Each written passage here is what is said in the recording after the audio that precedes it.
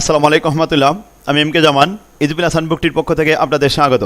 আজকের টিটেলের বিষয় প্রবাবিলিটি দ্বিতীয় পর্ব। শিক্ষার্থীগণ, প্রথম ক্লাসে আমরা এ অধ্যায়ের 5টি ফরম্যাট সম্পর্কে বিস্তারিত জেনেছি এবং 1 নম্বর ফরম্যাটের 1 নম্বর বেসিসের গাণিতিক সমস্যাগুলো সমাধান করেছি। আজকের ক্লাসে আমরা এ অধ্যায়ের 1 নম্বর ফরম্যাটের 2 নম্বর বেসিসের অঙ্কগুলি সমাধান করব। তাহলে চলুন প্রথমে আমরা 2 নম্বর বেসিসটি দেখে আসি। 1 নম্বর ফরম্যাটের 2 নম্বর বেসিস হলো ডাইস, অর্থাৎ একটি ডাইসের পিট আছে মোট 6টি। এই ডাইস সম্পর্কে আমরা বিস্তারিত জানব এবং এর গাণিতিক সমস্যাগুলো সমাধান করব। তাহলে আসুন প্রথমে ইজবিল হাসান নোটের 7 নম্বর প্রবলেম থেকে ডাইসের অঙ্ক শুরু হয়েছে। সেক্ষেত্রে এই অঙ্কগুলি আপনারা ইজবিল হাসান নোটটি সংগ্রহ করে বাড়িতে প্র্যাকটিস করবেন, তাহলে আশা করি খুবই সহজে আপনারা অধ্যায়টি আয়ত্ত করতে পারবেন। তাহলে আসুন প্রথমে 7 নম্বর প্রবলেম, এখান থেকে ডাইসের অঙ্ক শুরু। দেখুন প্রশ্নটি বলা হচ্ছে 2 dice are thrown at random। দৈবভাবে 2টি ডাইস নিক্ষেপ করা হলো। একটি ডাইসের পিট আছে 6টি, 2টি ডাইস যদি নিক্ষেপ করা হয় তাহলে 6 টু দি পাওয়ার 2 অর্থাৎ 6 টু দি পাওয়ার স্কয়ার দিলে 636, অর্থাৎ স্যাম্পল স্পেস হবে মোট 36টি। তাহলে আসুন আমাদের এখানে বলা হচ্ছে find out the probability that, probability বের করতে হবে। মোট প্রস্তুত করা হয়েছে 7টি। সেক্ষেত্রে তাহলে প্রথমে আমরা একটি স্যাম্পল স্পেস দেখে আসি। 2টি ডাইস যখন নিক্ষেপ করা হয় তাহলে দুই সাইডে আমরা এখানে স্যাম্পল স্পেস দিলাম। প্রথমে কলামে 6টি, 1 2 3 4 5 6, আর এদিকে রো আছে, মোট রোতে আসলো উপাদান হলো 6টি। আচ্ছা, তাহলে আসুন কলাম 1 নম্বর কলাম, 2 নম্বর কলাম, 3 নম্বর, 4 নম্বর, 5 নম্বর, 6 নম্বর কলাম এটি তৈরি হলো। সেক্ষেত্রে প্রথমে আমাদের 1 নম্বর ডাইস এখানে 1, তাহলে 1-এর সাথে 1 গুণ হবে, অর্থাৎ 1 1 1 2 1 3 1 4 1 5 1 6। দ্বিতীয়টা হলো 2, তাহলে 2 1 2 2 2 3 2 4 2 5 2 6, অর্থাৎ এখানে 3 দ্বারা সবাইকে গুণ করা হয়েছে প্রত্যেকটি কলামে। তাহলে 3 1 3 2 3 3 3 4 3 5 3 6, 4 দিয়ে তাহলে 4 1 4 2 4 3 4 4 4 5 4 6, 5 দিয়ে শুরু হলো, তাহলে 5 1 5 2 5 3 5 4 5 5 5 6, লাস্ট হলো 6, তাহলে 6 1 6 2 6 3 6 4 6 5 6 6। প্রত্যেকটি সংখ্যার মাঝে একটি করে কমা দেওয়া আছে সেপারেটভাবে। এখন আসুন আমরা এখানে মোট স্যাম্পল স্পেস পেয়েছি 636টি। সেক্ষেত্রে এবার আসুন আমাদের প্রশ্নে কী বলা হচ্ছে। তো তার আগে আমরা এখানে স্যাম্পল স্পেসটা অবশ্যই এখানে দেখাতে পারি যে sample space number of S সমান 36। 1 নম্বর প্রশ্ন দেখুন, বলা হচ্ছে the total of the number on the dice is 8, অর্থাৎ 2টি ডাইসের নাম্বারের যোগফল। যেহেতু এখানে বলেছে টোটাল, তাহলে যোগফল করতে হবে। মোট হবে কত? ডাইসের যোগফল হবে 8। তাহলে যে 2টি ডাইসের নাম্বার যোগ করলে 8 হয় আমরা সেগুলি দেখব। সেক্ষেত্রে এখানে আসুন প্রথমে 6 এবং 2 এটা যোগ করলে 8 হয়।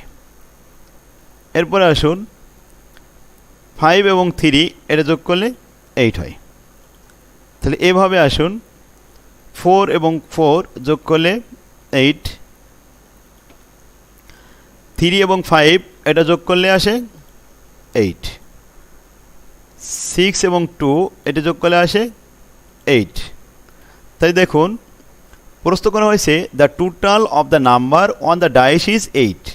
তা ডাইসের যোগফল 8 হবে এমন ডাইসগুলি আমরা দেখাবো। তাহলে 6 2 5 3 4 4 3 5 2 6, এই নাম্বারগুলো ছিল মোট 8 যোগফল।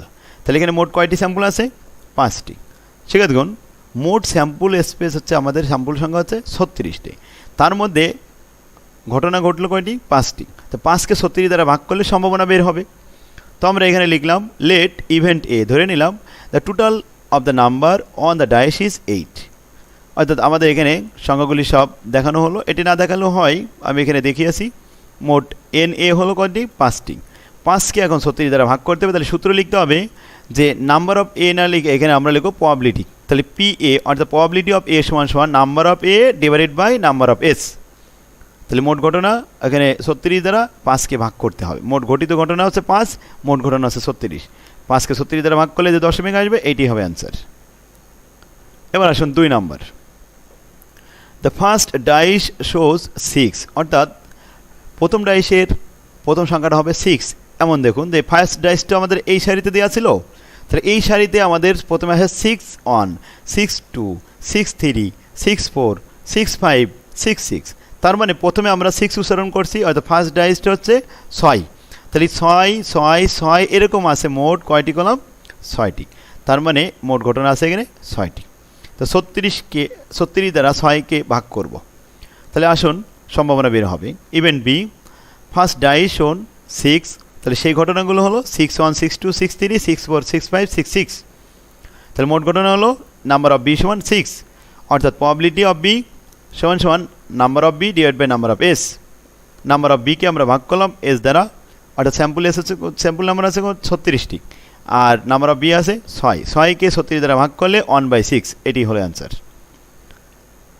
এবার আসুন 3তে আমরা দেখি 3 নম্বর প্রশ্ন। The total of the number on the dice is greater than 8, অর্থাৎ 8-এর থেকে বড় হতে হবে। শিক্ষার্থীগণ, প্রথমে আমরা 8 বের করেছিলাম, আর এই যে সারি 8 ছিল এর নিচে এইগুলো 8-এর থেকে বড়। তাহলে নিচেরগুলো আমরা একটু গুনে দেখি কয়টি আছে। যেমন 6 আর 3 9, 5 আর 4 9, 4 আর 5 9, 6 আর 3 9, অর্থাৎ 8-এর থেকে বড় এগুলি সব। তাহলে 1 2 3 4 5 6 7 8 9 এবং 10, এই মোট হচ্ছে 10টি সংখ্যা আছে যেটা 8-এর থেকে বড়। তাহলে আমরা মোট 10টি ঘটনা পেয়েছি। এই ঘটনাগুলো এখানে দেখিয়ে নাম্বার অফ সি সমান 10, অর্থাৎ প্রবাবিলিটি অফ সি সমান নাম্বার অফ সিকে নাম্বার অফ এস দ্বারা ভাগ করলাম, 10কে 36 দ্বারা ভাগ করলে আসে 5/18, এটাই অ্যান্সার। 5কে 18 দ্বারা ভাগ করলে এখানে দশমিক আসবে, অবশ্যই দশমিক লেখা যাবে। এবার আসুন 4 নম্বর প্রশ্ন। The total of the number on the dice in 13। সেটা দেখুন, তাহলে 13 হবে এমন যোগফল দেখেন। এখানে আমরা সর্বোচ্চ দেখেছি 6 আর 6, এখানে যোগ করলে হয় 6 আর 6 12। 12-র উপরে কোনো টোটাল নাম্বার নাই এই ডিস্ট্রিবিউশনে। তাহলে সেক্ষেত্রে আমরা 13 তো পাচ্ছি না, আমাদেরকে দেখাতে হবে 13। তো 13 যেহেতু নাই, তাহলে সেই জায়গাটা হলো আমাদের এখন 0, অর্থাৎ 0কে 36 দ্বারা ভাগ করলে যে সম্ভাবনা হবে 13 পড়ার সম্ভাবনা, সেটাই উত্তর। যদি বলা হতো 14, তাহলেও 0 লিখতাম। 15 যদি বলতো তাহলেও 0 লিখতাম।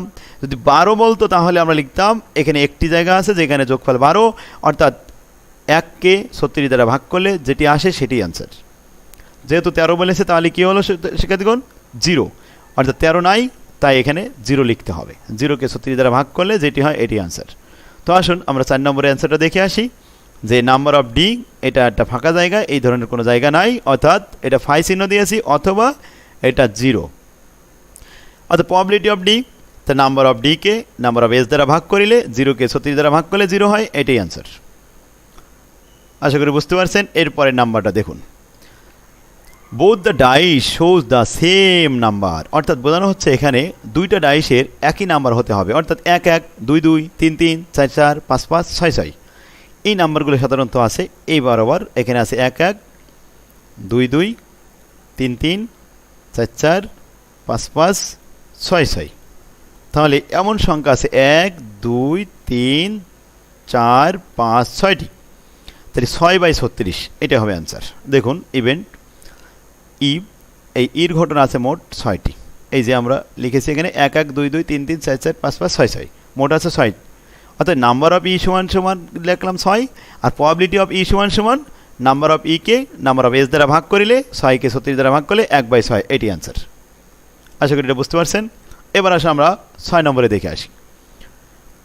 6 নম্বর প্রশ্ন বলা হচ্ছে the sum of the numbers shown by the dice less than 5, অর্থাৎ দুইটি ডাইসের উপাদানের যোগফল 5-এর থেকে ছোট হবে এমন সম্ভাবনা দেখাতে হবে।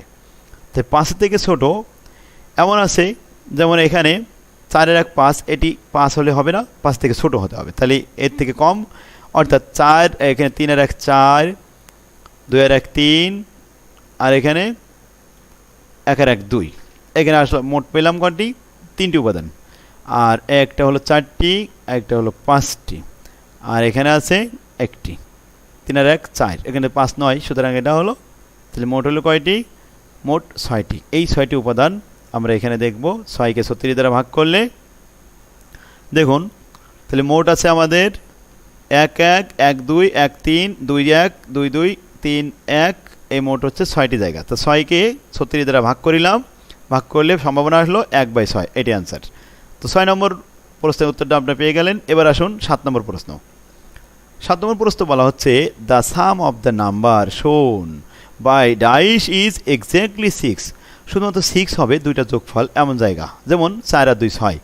যেমন দেখুন এখানে 5 আর 1 6, 4 আর 2 6, আর 3 আর 3 6, এরপরে 4 আর 2 6, 5 আর 1 6। তাহলে জায়গা হলো 1 2 3 4 5, 5টি জায়গা আছে এমন। তাহলে আমরা দেখে আসি 5/36, এটা হবে অ্যান্সার। লেখা হলো ইভেন 5 আর 1 আর 5 আর 1 6, 5 আর 1 6, 4 আর 2 6, 4 আর 2 6, 3 আর 3 6। মোট আছে জায়গা 5টি। নাম্বার অফ জি 5, আর number of probability of G, number of জিকে ভাগ করতে হবে নাম্বার অফ এস দ্বারা, অর্থাৎ 5কে 36 দ্বারা ভাগ করলে যেটা আসে এটি অ্যান্সার। সেক্ষেত্রে তাহলে আপনি আশা করি ডাইশের অঙ্ক আপনারা বুঝতে পারছেন। এই ছিল মোট 7টি প্রশ্ন অ্যান্সার দিলাম ডাইশ সম্পর্কে। এবার আসুন আরেকটা অঙ্ক দেখি। 8 নম্বর অঙ্কটি বলা হচ্ছে টু আনবেস কয়েন, দুইটা কয়েন নিক্ষেপ করা হলো। তাহলে দুইটা কয়েন নিক্ষেপ করলে 2 দুগুণে 4টি ঘটনা ঘটে। অ্যান্ড আনবেস ডাইশ আর টস অনস, একত্রে টস করা হলো। তাহলে একটি ডাইশ নিক্ষেপ করলে 6টি ঘটনা ঘটে, আর 2টি কয়েন নিক্ষেপ করলে 4টি ঘটনা ঘটতে পারে। তাহলে 4 মোট 24টি ঘটনা, 24টি স্যাম্পল স্পেস হবে। Write down the sample space, sample স্পেসটি দেখাতে হবে। And find the probability, probability বের করতে হবে।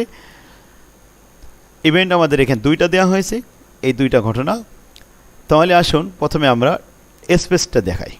স্যাম্পল স্পেস, এদিকে আমরা কয়েন 2বার নিক্ষেপ করলাম, তাতে আসলো এইচএইচ, এইচটি, টিএইচ, টিটি, 2টি কয়েন, 4টি স্যাম্পল হয়েছে। আর এদিকে একটি ডাইস নিক্ষেপ করা হলো। তাহলে 1 2 3 4 5 6। তো আসুন গুণ করি আমরা। HH1, HH2, HH3, HH4, HH5, HH6। এবার HT, HT1, HT2, HT3, HT4, HT5, HT6। এবার এখন TH, TH1, TH2, TH3, TH4, TH5, TH6। এবার TT, TT1, TT2, TT3, TT4, TT5, TT6। এই মোট 424টি স্যাম্পল স্পেস। সম্ভাবনা দেখাতে হবে opposite face on the coin, কয়েনের অপোজিট ফেস অর্থাৎ HT TH, and odd number on the dice. সেক্ষেত্রে দেখুন তাহলে আমাদের বেজোড় সংখ্যা দেখাতে হবে ডাইসের, আর ফেস দেখাতে হবে, অপোজিট ফেস দেখাতে হবে কয়েনের। তো আসুন প্রথমে ওড নাম্বার 1 3 5, এই 5-এর মধ্যে আমাদের অপোজিট ফেস আছে কয়টি? 2টি। আর 3-এর মধ্যে আছে 2টি, আর 1-এর মধ্যে আছে 2টি। তাহলে 3 দুগুণে 6টি। তাহলে 6টি ঘটনা আছে যেগুলো হলো opposite face of coin and even number. তো আসুন আমরা প্রবাবিলিটিটা দেখাই। তো প্রথমে ইভেন এ মোট স্যাম্পল আসলো 6টি, আর মোট স্যাম্পল নাম্বার অফ এস আছে কয়টি? 24টি। তাহলে উপরে লিখলাম NA ডিভাইডেড বাই NS, 6/24 ভাগ করলে 424, 4 4, 424, অর্থাৎ এখানে আমাদের 1/4 ভাগ করলে এখানে 0.25 চলে আসে অ্যান্সার। দ্বিতীয় প্রশ্ন even number on the dice. এবার ডাইসের ইভেন নাম্বার দেখাতে হবে। তো আসুন ইভেন নাম্বার আমাদের যেগুলো আছে 2 4 6। তো কী কী আছে? 2 4 6। এখানে আমাদের 2-এর মধ্যে কয়টি উপাদান আছে? 4টি। 4-এর ভিতরে 4টি, আর 6-এর ভিতরে 4টি। তাহলে 3 4 12টি, মোট উপাদান 12টি। এখানে কিন্তু আমাদের অপোজিট ফেস অথবা সেম ফেস এই ধরনের কিছু বলা নেই, তাই আমরা সবই লিখলাম। তো 2 4 6-এর ভিতরে যা ছিল সবগুলো লিখে দেখেছি আমরা 12টা উপাদান আসে। তাহলে নাম্বার অফ বি হলো 12, আর নাম্বার অফ এস 24। 12কে 24 দ্বারা ভাগ করিলাম, সম্ভাবনা আসলো 1/2, অ্যান্সার শেষ। সেক্ষেত্রে এই ছিল আমাদের ডাইসের অঙ্ক। তো আশা করি আপনারা বুঝতে পারছেন। আর এমকে জামান সিরিজের বইগুলি ক্রয় করে আপনারা এগুলো বাসায় প্র্যাকটিস করেন। আশা করি ইনশাল্লাহ আপনাদের জন্য এইসব সাবজেক্টগুলো A+ পাওয়া খুবই সহজ হবে। তো প্রত্যেকটি অধ্যায় আমি খুব সহজভাবে উপস্থাপন করে দিচ্ছি ইনশাল্লাহ। এগুলো দেখলে আমার বইতে এক নজরে দেখলে আপনারা খুবই সহজেই বুঝতে পারবেন। তো আপনারা নিকটতম যে কোনো লাইব্রেরি থেকে সংগ্রহ করতে পারেন। আর যদি না পেয়ে থাকেন তাহলে স্ক্রিনে যে আমার নাম্বারটি দেওয়া আছে এই নাম্বারে যোগাযোগ করলে আমরা এখান থেকে কুরিয়ারের মাধ্যমে আপনাদের কাছে পৌঁছে দেওয়ার ব্যবস্থা করবো ইনশাল্লাহ। শিক্ষার্থীগণ, তাহলে আজকের ক্লাস আমাদের এখানে শেষ হলো। আল্লাহ হাফেজ। আগামী ক্লাস দেখার জন্য আহ্বান রইল। আসসালামু আলাইকুম রহমতুল্লাহ।